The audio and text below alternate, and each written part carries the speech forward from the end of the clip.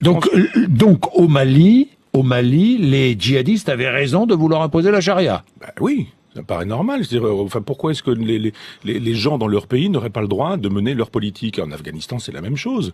Pourquoi est-ce qu'on a des problèmes de terrorisme aujourd'hui? Les musulmans sont pas des imbéciles non plus. C'est-à-dire, on leur mène une guerre chez eux. En Afghanistan, par exemple, ou au Mali, on leur rend la vie impossible, on s'en va les massacrer, on les tue par dizaines ou par centaines, et en même temps, on voudrait que ces gens-là soient gentils, etc. Ils sont pas gentils, mais ils ont raison.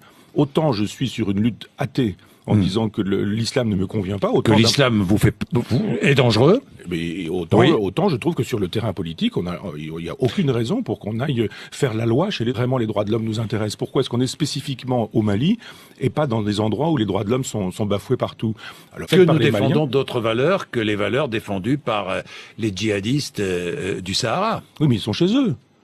Et on va pas faire la loi chez les musulmans, enfin dans les pays musulmans, que les musulmans fassent leur loi. Pourquoi est-ce qu'on n'intervient pas en Israël? Pourquoi il faut arrêter de vouloir faire la politique coloniale qui est la nôtre dans des pays sous prétexte que ce serait les droits de l'homme qui nous animeraient. Ce sont pas les droits de l'homme qui animent Hollande. Ça disparaît. Voilà, il y a eu justement, je parlais tout à l'heure, Assur, Sumer, Babylone, etc. On a eu les Grecs, on a eu les Romains, on a eu l'Europe. L'Europe, ça démarre avec Constantin, 4e siècle après Jésus-Christ, et il y a des processus particuliers qui montrent pourquoi, quand, comment ça s'effondre. Et puis à un moment donné où effectivement on voit que nous ne créons plus rien, nous ne produisons plus rien, et que nous sommes dans un nihilisme général. Donc vous regardez, il y a effectivement eu, après 14-18, une espèce d'augmentation du lutin réactionnaire, mais on voit bien comment cette invitation à tout l'esprit du temps. Et on voit que notre civilisation est en train c'est une queue de civilisation, que ça s'effondre et puis ça. Alors je dis pas c'est bien, c'est pas bien, etc.